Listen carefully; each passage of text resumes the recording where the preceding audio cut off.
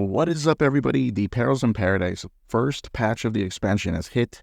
There have been a ton of changes. I don't want to talk too much about the changes today. I just want to introduce you to one deck that I think is very, very fun and you would enjoy. There's actually three decks. Three decks that I want to talk about. I won't do that all today. We'll just do one particular deck so I can get into it in detail. And in the next few days, I'll show you the other two deck lists, which aren't as competitive, I would say, or, they still need a little bit of refinement, but this one is looking pretty good. Jombre went from 1500 legend to 300 legend with a very similar list. Mine's a little different. There are a few cards, and I'll talk to you about them and let you know how they are, but it's this Cabaret Death Knight list. As you may or may not know, Razzle Dazzler was buffed from 7 mana to 6, which means he can come down a turn quicker. Now, this card is pretty weird, okay? Because for instance, obviously the body's weak. 6 for a 4/4, that is weak.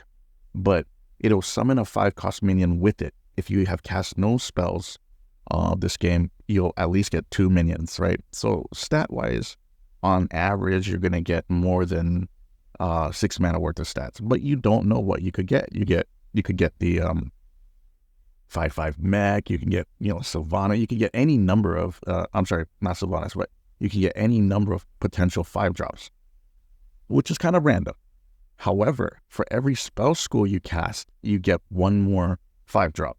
So this can get pretty crazy if you're playing a aggressive deck on curve and you curve into this on turn 6. So in order to capitalize on that, and remember, this is a Shaman card, we're going to play it here in Death Knight, and Buttons allows us to do that, and Buttons was also buffed. So now we're playing 2 of the buffed cards from the most recent patch. Buttons now is a 4-mana card, 4/4, draw a spell of each school. So if we play a lot of spell schools, Buttons is drawing us anywhere between 2 to 4 cards, right? So in this list, we have a bunch of frost spells. We have Horn of Winter, we have 1 Corpsicle, we have Frost Strike, and then we're playing we're playing 1 shadow spell. We got 1 Down with the Ship. The reason why we have to play Down with the Ship is because our runes are double frost, 1 unholy. Ideally, I'd like to play Threads of Despair, but you can't seem to fit it in this particular list because of double frost. And we need the unholy for Reska. So, and we're also playing 1 Malted Magma, and then we're playing 1 Natural Talent. In an ideal world, I like to play 2 Malted Magma and 2 Natural Talent. But I think this list is actually very, very tight. It's a very, very smart. Couple things to talk about in this list. It's aggressive, okay? You really want to just get out of the gate swinging, the fight for the board, push some early damage, and then your late game really revolves around, either playing out a big Razzle Dazzler or hitting them with a big Marrow Manipulator. That is the deck in a nutshell. Like, that is really what you want to do. But its early game is really, really cool. And I think that there's the potential for Death Knight to be explored in a bunch of different ways. This is just one way I like that I'm interested in. I think Cabaret is cool. Caress the Cabaret Star. I think Cabaret Headliner is cool.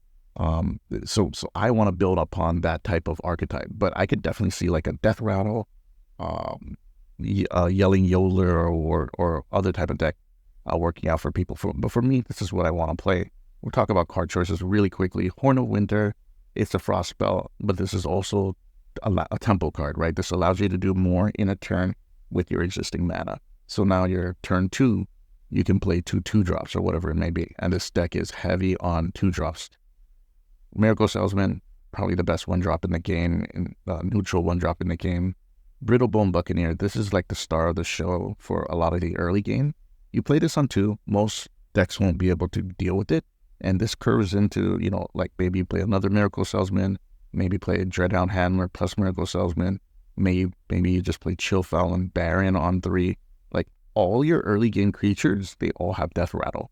So they give you, actually they all do have Death Rattle. So this gives you a really sticky early game board that if you can stick a Brittlebone Buccaneer, it will be hard for your opponent to clear. We play 1 Corpsicle. Corpsicle is just such a good card. If I could fit 2, I would, but at least 1. Jombre doesn't play Corpuscle. I think that's a mistake. This card is really good. As you can see, like in this video replay, you can use it to play Reska and kill a Ziliax without allowing the Ziliax to heal or the Death Rattle to resolve. So, it's a versatile card. It's very cool. Down with the ship, like I said, you need a shadow spell. So this is the cheapest one. It's the cheapest shadow spell aside from Threads of Despair. But because we're playing Marrow Manipulator, we can't play Threads. So Dreadhound Handler, just another good 2-drop. This is like Mining Casualties. This and Mining Casualties are just excellent for fighting for the board. Frost Strike, I just like this removal, and it's more value. It gives you other cards, maybe gives you another Reska, maybe gives you another Marrow Manipulator. Frost Guards tend to be pretty good in that deck. I was running one Harbinger. That's something that Jambre ran a couple of copies, Harbinger of Winter, because this will help you draw out your other spells quicker than your deck out. But there are a couple card choices that we're going to talk about soon that I preferred. Malted Magma, like I said, I wish I could have 2, but just having 1 is good enough. Your deck already fights for the board relatively well. Chill Fallen Baron, it's a cantrip. It's going to draw you 2 cards. One thing about this deck is it draws a ton of cards. So you got to manage I wouldn't say manage your hand size. I'd say be willing to dump your hand as quick as possible, to be honest. Play out cards as quick as you can. Gorgon Zormu, great on the coin as a 2-drop. Just a good early game thing to play for the board. Great neutral. Natural Talent, I was running 2, and I liked running 2 because of the off chance that you can get another Razzle Dazzler, right? But, there's so much RNG in this deck. I don't think it's necessary to play 2. And this fulfills the nature requirement. So this is one more spell school you can add. Buttons, it's pretty clear. Like you're going to draw a Fire, Shadow, Nature, and a Frost spell. So very strong.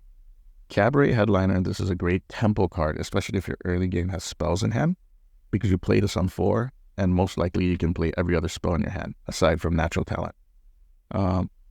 Pretty good card. I thought about cutting this because the body's not that strong, but it's just got so much synergy with stuff in your deck. Horizon's Edge, this location is broken. Just play 2 of this. This can account for so much damage. It's hard to cut this. There's a lot of 4-drops in this deck. There's 5 4-drops. It's very difficult to want to cut this or any of the 4-drops. Caress Cabaret Star, this is not something that Jambe runs. It's always been great to me. Although I'll admit that this is the weakest card in the deck, because typically you are going to want to spend, your early turns dumping your hand. So by the time you have a Caress in your hand, if you didn't already have her in your hand, number 1, she's slower, she's 5 mana, and number 2, if you draw her late, then you might not be able to activate her anyway. Most likely, you're going to get the ability, which is freeze 3 minions, because most of your spells are frost. So that's pretty common.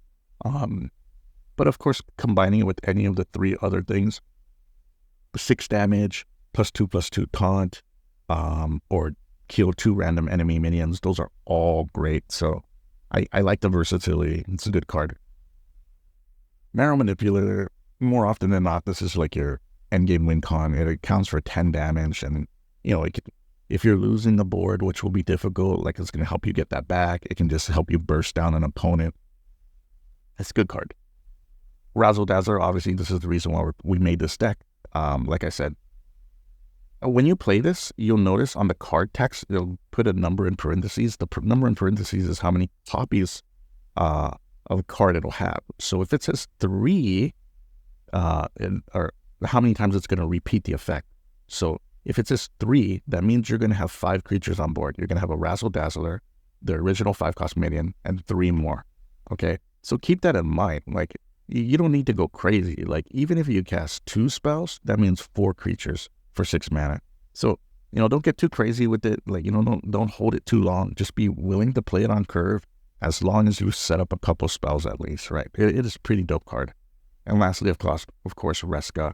There are obviously cards that you can cut here. You don't have to play everything, but I would say that Buttons, Cabaret, Headliner, Razzle Dazzler, obviously, and then the commons and then uncommons here, or rares, are necessary. Gorgon's normal, you don't need him. Caress, obviously you don't need him.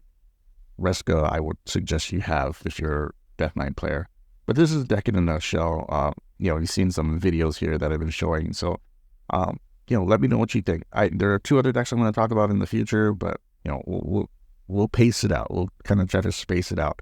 But I will spoil it for you. One is Tendrils, Reno Tendril Warrior, and the other is Bleak Spell Mage. We'll talk about those at a later date. But take it easy and enjoy the game.